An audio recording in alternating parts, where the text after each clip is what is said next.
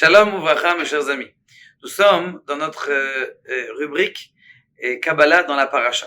Regardez quelque chose de très profond que nous avons écrit ici dans le Zohar et dans le Sefer Alikoutim du Harizal. Il pose la question, comment ça se fait que Sarah, la pauvre, elle a attendu 90 ans pour avoir son fils et que Abraham, il a attendu 100 ans pour avoir son fils. Ah, vous allez me dire, mais attendez, 100 ans, il a eu un fils avant.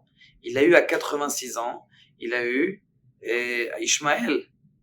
Donc il a eu des enfants avant. Mais maintenant, la question qui se pose, c'est pourquoi avoir attendu autant de temps pour avoir des enfants? Il n'a pas prié, quoi. Il a attendu qu'il fallait prier. Ça, c'est la question qu'on doit élucider. Il y a ce qu'on appelle dans la Kabbalah des connexions de lettres. C'est-à-dire qu'on peut interchanger des lettres. Il y a ce qu'on appelle la connexion qui s'appelle Atbash, c'est-à-dire que la première lettre, elle va avoir une connexion avec la dernière lettre de l'alphabet. La deuxième lettre avec l'avant-dernière lettre de l'alphabet. Maintenant, pour pas rentrer dans des trop grandes complications et d'expliquer tout, parce que l'Arizal Behemet, il explique tout du début jusqu'à la fin. Juste pour vous donner juste le début, pour essayer de vous donner à goûter un petit peu les merveilles de la Kabbalah, c'est que le Aleph Bet Gimel, c'est-à-dire la première lettre, c'est la gematria de 1. La deuxième lettre, c'est la gematria de 2. Et la troisième lettre, c'est la gematria de 3, la valeur numérique de 3. Ça fait que je suis au numéro 6. Donc en vérité, le Aleph Bet Gimel, ça fait référence aux 6 coins que j'ai dans le monde. C'est-à-dire 4 coins cardinaux, et le haut et le bas. Après, ça, c'est le Aleph Bet Gimel.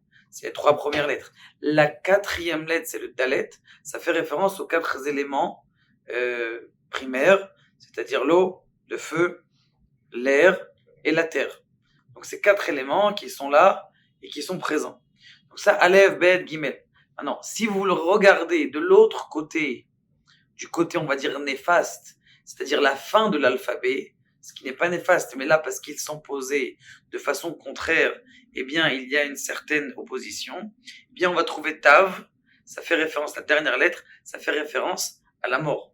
C'est très bien que celui qui aura l'anneau sur le front, il a cette lettre, eh bien, c'est incessamment sous peu, Chas v'Shalom. Les 3 dernières lettres avant, c'est les lettres qui sont, beaucoup de rabbanim le disent déjà, c'est les lettres qui forment le mot sheker. Sheker, ça fait référence au mensonge, pour dire que la signature de la mort, c'est le mensonge. Donc pour vous dire que il y a des secrets qui sont à l'intérieur des lettres. Même si vous voyez des petites lettres, dire bon, ça va, c'est une convention. Dans la Torah et dans les, comment on appelle ça, il n'y a pas de convention. C'est chaque lettre, chaque nekuda, chaque pixel de chaque lettre, elle a sa raison. Maintenant, il vient et dit quelque chose comme ça, le Harizal. Il dit, on sait très bien que qu'est-ce que la référence du mal, on a dit tout à l'heure que la référence du mal, elle fait référence au kouf. Pourquoi kouf? Parce qu'on sait très bien kouf en hébreu, d'ailleurs on le dit bien, c'est un singe. C'est celui qui ressemble le plus à l'homme, d'accord, mais c'est pas un homme. Donc ça c'est la klipa, c'est-à-dire c'est le côté obscur de l'homme. Tu vas dire ah ça c'est un singe, c'est un homme, non, c'est pas un homme, c'est le côté obscur de l'homme. C'est la klipa. Maintenant, on sait que c'est très bien que ketz, c'est la fin. On attend le ketz. Mais la fin, c'est pas bon, on n'aime pas la fin des choses. Maintenant, la klipa, elle veut manger le tzaddik. C'est quoi le tzaddik? Regardez la forme de la lettre tzaddik. La forme de la lettre tzaddik, c'est 2 têtes comme ça. D'accord? On va dire, le tzaddik, c'est 2 têtes qui sont l'une en face de l'autre. Ça fait référence à quoi ce tzaddik? Ça fait référence à Adam et Chava. Comme ça, il dit le Harizal. Qui sont l'une face à l'autre. Dans notre génération, c'est-à-dire maintenant, le tzaddik, eh bien en vérité, ils sont comme ça. C'est-à-dire que l'un, il est derrière l'autre, parce qu'on n'est pas encore arrivé à la grande connexion qu'il y a entre l'homme et la femme, entre la grande connexion qu'il y a entre Akadosh Baruch Hu et nous. Lorsque le Mashiach va venir, le tzaddik va se retourner un visage et ils vont se regarder l'un l'autre. C'est Adam et Chava. Le kouf, il veut manger le tzaddik. C'est-à-dire que la klipa, le kof, le singe, on va dire comme ça, les forces du mal, elle veut manger le tzaddik. C'est quoi le tzaddik? C'est le juste. Ce juste qui fait référence à l'homme et la femme. Elle veut le manger. Ketz. Donc, ce qui s'est passé, c'est que Avraham Avinu, il a travaillé pendant des années et des années pour enlever l'impureté. De qui elle a eu cette impureté? De Adam. Comment est-ce que Adam il a eu son impureté? On sait très bien que Adam Arishon, il a fait 3 fautes capitales. La première, c'est les cultes étrangers. Le deuxième, c'est pourquoi les cultes étrangers? Parce qu'il a détourné la parole de Dieu. Le deuxième, c'est la mort. Pourquoi? Parce qu'il nous a tués. Comment il nous a tués? Au lieu de mourir à 1 million d'années, eh bien chacun, 120 ans, il y a limite fixe. Et Gilou Yarayot, on a expliqué une fois que la faute d'Adam Arishon, c'était une mauvaise relation qu'il y avait entre maintenant. Ce qui se passe, c'est qu'il a fait les 3 péchés capitaux. Il dit le Harizal, écoutez bien ça.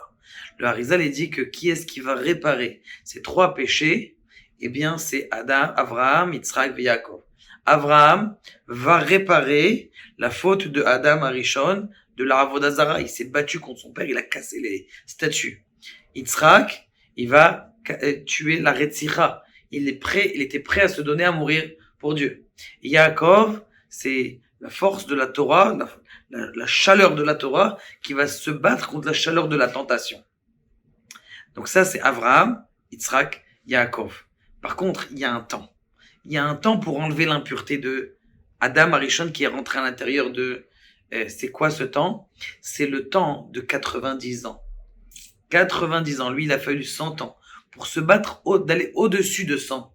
On sait très bien que 100, ça fait référence, on a dit, au kouf, à la klipa, aux valeurs du mal, mais et donc ça va au-dessus de ça. Lorsqu'on va au-dessus de ça, eh bien là, maintenant, il peut avoir un enfant. C'est pour ça que Ishmaël, à quel âge il a eu? 86 ans. En vérité, il n'est pas considéré comme le fils de Avraham Avinu. Pourquoi est-ce que Ishmaël n'est pas considéré comme le fils de Avraham Avinu? Parce qu'il a eu avant qu'il s'est purifié. Il a eu avant qu'il s'est purifié. D'ailleurs, il a réussi à enlever son impureté d'Adam Arishon avec Agar.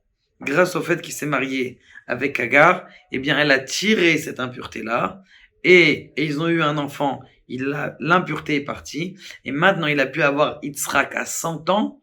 D'ailleurs, dans le kouf de Yitzhak, ça fait référence aux 100 ans. Le tzadik qui fait référence aux 90 ans de Sarah. Le yud, il fait référence aux 10 épreuves, c'est-à-dire qu'il a réussi à se battre avec les 10 épreuves de qu'Akadosh Baruch Hu lui a donné, c'est le yud de Yitzhak, et le chet, c'est les 8 jours de Mila, pour nous dire que Behemet, il a extirpé toute l'impureté de la Avodah Zara, du culte étranger qu'il avait à l'intérieur de lui. Mes chers amis, nous espérons, Be'ezrat Hashem, que, eh bien, on puisse nous aussi enlever toute l'impureté et arriver à notre connexion et à la connexion de notre âme pour arriver à être des êtres heureux. Baruch Adonai Le'olam Amen.